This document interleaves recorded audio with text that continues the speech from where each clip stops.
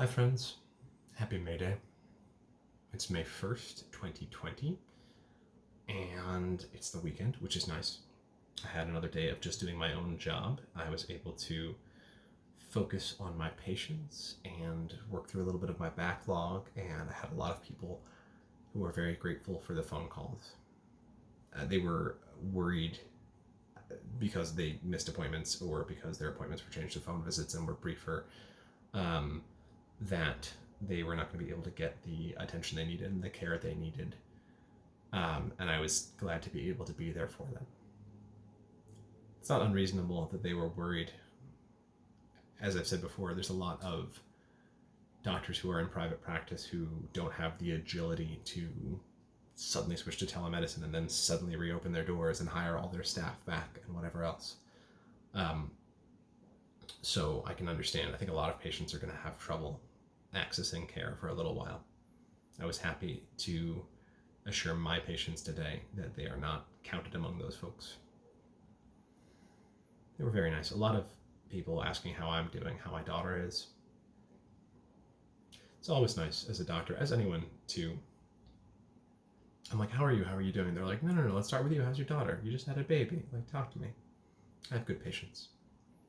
I maintain that people in general are pretty great. The people who aren't are usually suffering from something. And I mean stress, not like a personality disorder, although sometimes. This is probably going to be the last video I put out for a little while because it is, having recent Aria home, my time is it is right and good that it belongs much more to them than it did when they were gone. And so finding the time to do these is harder, and to make them something that I'm proud of. And also, we are approaching the end of the beginning, to horribly butcher Churchill. The first peak of coronavirus is probably behind us, which means that this act of the story is sort of drawing to a close. We have done better than expected. I told several people I thought at least 200,000 people in the United States would die of coronavirus. It would appear that that is not going to be the case. We may even escape 100,000. We may also not, but it's possible. That is significantly better than I thought we were going to do. And in New York, the peak was earlier and less terrible than was predicted, which is probably the physical distance we've put between ourselves and the other public health measures. And so with that peak behind us, it is tempting to say, oh, great, can't wait to reopen things and go back to normal. But I'm here to make the argument that normal sucks. In normal, the workers who are essential make minimum wage, as we have discovered. Grocers, food service workers, DoorDash, for God's sake. The gig economy, sometimes less than minimum wage. They're essential.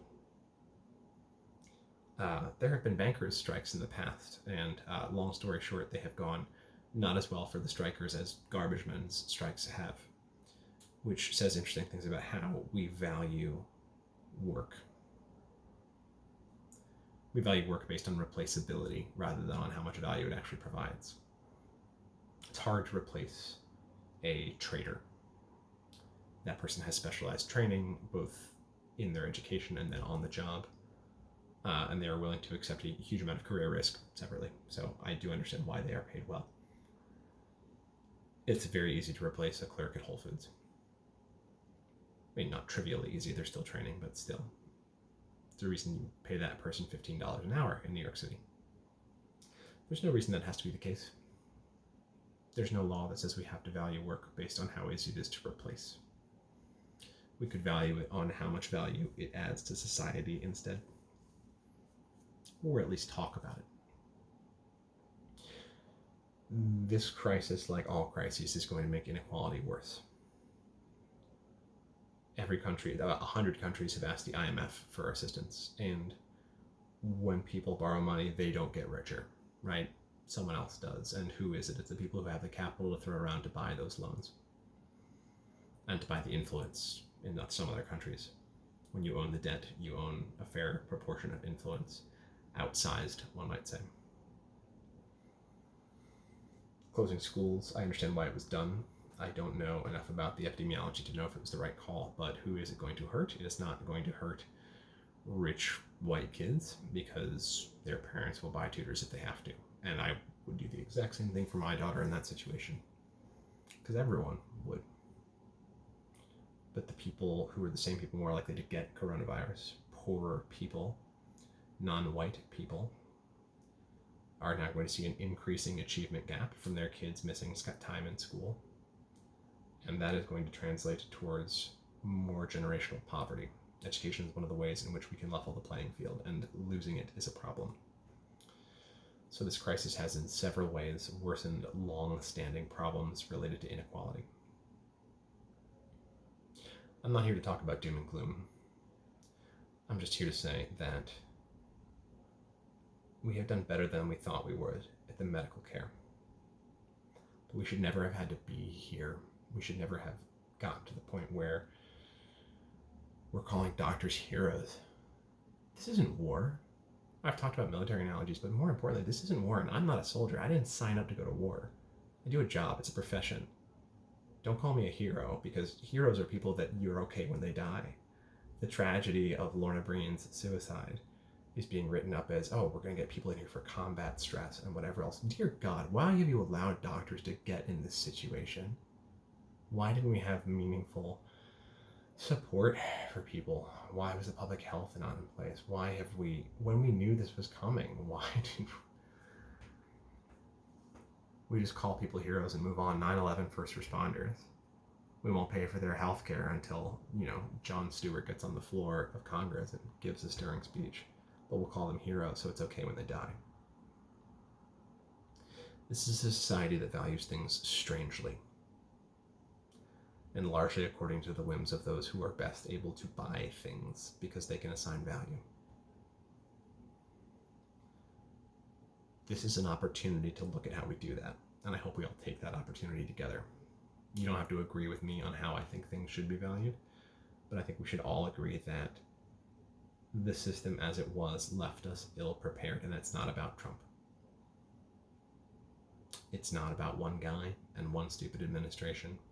It's about the world in which we were living and the way in which we assigned value to things. It made this situation inevitable, because the answer is the rich were always going to be fine. People could always hole up in their apartments in Manhattan. And we did not meaningfully value the people who were doing the jobs that kept society running. And there's no indication that's going to change. So as I said, it's an opportunity. And opportunities are always good things. So let's take it.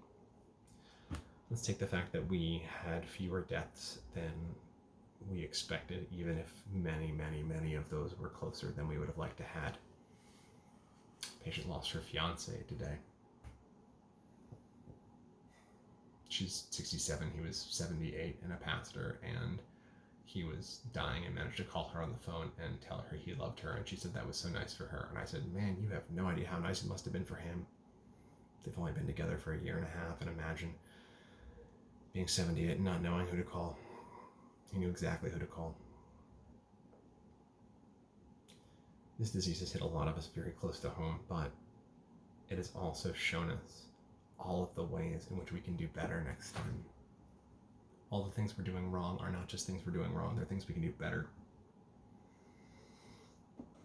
So let's do it, man. Let's keep these conversations going. Let's not talk about reopening stores and getting back to work. Let's talk about, yes, let's do that, but also more importantly, how did we end up here? How could we be better prepared? How could we, at a very fundamental level, look at the inequality that this has revealed and what we can do about that? Because it has made it impossible to ignore.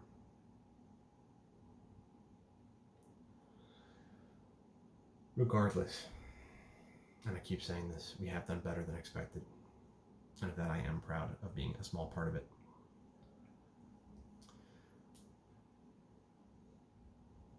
And I guess that's all there is to say. It's been a pleasure talking to you guys. I'm sure I'll come out with something before too long, so subscribe on YouTube if you like. Follow me on Facebook otherwise. My Twitter is WSFullerMD. I never post on Twitter, but you can follow me. Sure, go for it. Have a great time. I have grand ambitions of putting together some sort of resource, be it I've always said a podcast or a web series or something, maybe explaining some aspects of healthcare, staying in my lane a little more and talking a little less about politics. Anyway, I'm not going to miss COVID. I'm not going to miss talking about it every day. And I think in 6 months or a year from now, I won't be talking about it every day. Doesn't that sound nice? Go dream about that. Have a good night, and thanks for listening.